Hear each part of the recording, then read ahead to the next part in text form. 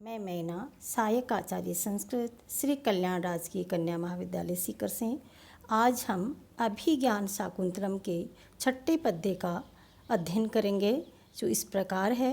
कृष्ण सारे दत्त चक्षुस्त्वयि चाधिजे कार्मुके मृगानुसारिणम साक्षात् पश्यामि वै पिनाकिनम। राजा दुष्यंत धनुष बाण हाथ में लिए हुए मृग का पीछा करते हुए किस प्रकार से सुशोभित हो रहे हैं, इसका वर्णन इसमें किया है।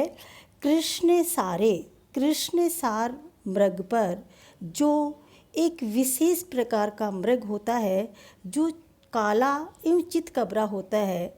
आधिजे कारमुके धनुष पर प्रत्यंचा चढ़ाए हुए, त्वयि च और तुम्हारे ऊपर, चक्षु ददत दृष्टि डालता हुआ मैं, मृगानुसारिणम मृग का रूप धारण करने वाले यज्ञ का पीछा करते हुए, साक्षात पिनाकिनम साक्षात शिव को, पश्यामि इव मानो देख रहा हूँ।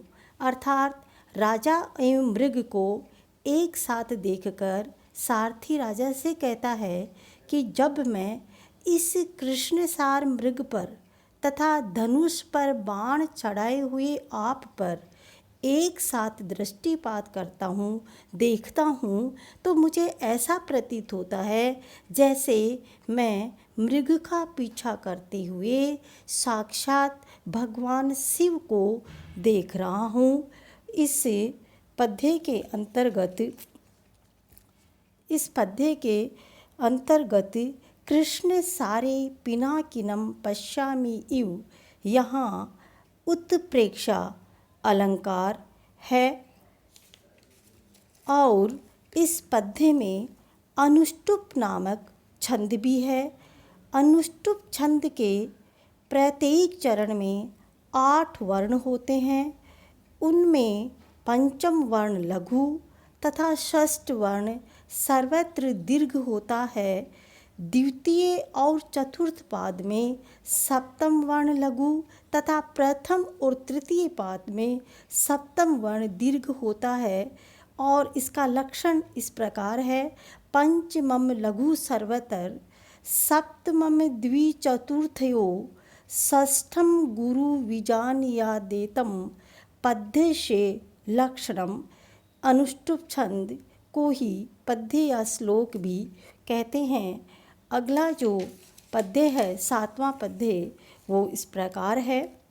गिर्वा भंगाभिरामम मुहुर्नुपतति सेन्दने बद दृष्टि, पश्चार्धेन प्रविष्ट सर्पतन भयाद भूयसा पूर्व कायम, दर्भिर्धावलीढे श्रम विव्रत मुखम भ्रंशिभि, कीर्णवर्तमा पश्योदग्रप्लुत्वात् वियति बहुतरम स्तोकम ऊर्या प्रयाति। अनुपतति संदन, इसमें हरिण द्वारा काफ़ी दूर तक खींच लाने के बाद जो वर्णन इसमें किया गया है वो इस प्रकार है। अनुपतति संदने, पीछे दौड़ते हुए रथ पर, मुहु यानी बार बार, गिरवा भंगाभिरामम गर्दन के मोड़ने से सुंदरतापूर्वक, बद्ध दृष्टि एकाग्र दृष्टि से देखता हुआ, सर्पतन भयात बाण के लगने के भय से, भूयसा बहुत अधिक, पश्चार्धेन शरीर के पिछले आदि भाग से, पूर्व कायम शरीर के आगे के भाग में, प्रविष्ट हुआ सा, श्रम विव्रत मुख भ्रंशिभि थकावट के कारण खुले हुए मुख से गिरने वाले, दर्भई कुसों से घास से, कीर्णवर्तमा जिसका मार्ग भर गया है, व्याप्त हो गया है, उदग्र प्लुत्वात् ऊंची ऊंची छलांग भरने के कारण, वियत यानी आकाश में, बहुतरम बहुत ज़्यादा, ऊर्व्याम पृथ्वी पर, स्तोकम यानी थोड़ा, प्रयाति चलता है, दौड़ता है।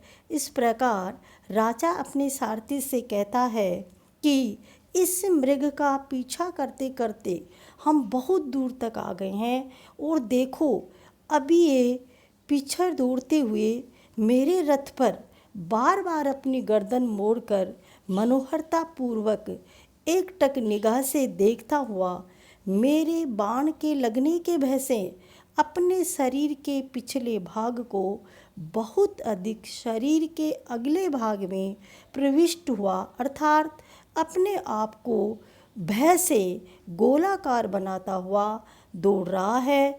और दौड़ने के कारण जो थकावट हुई है इससे इसका मुंह खुल गया है और खुले मुख से आधे चबाए हुए घास से जिसका मार्ग व्याप्त हो रहा है और डर के कारण वो ऊंची ऊंची लंबी लंबी छलांग भर रहा है। इससे ऐसा लग रहा है कि मानो आकाश में वो अधिक चढ़ रहा है और पृथ्वी पर उसके पांव बहुत ही कम पड़ रहे हैं।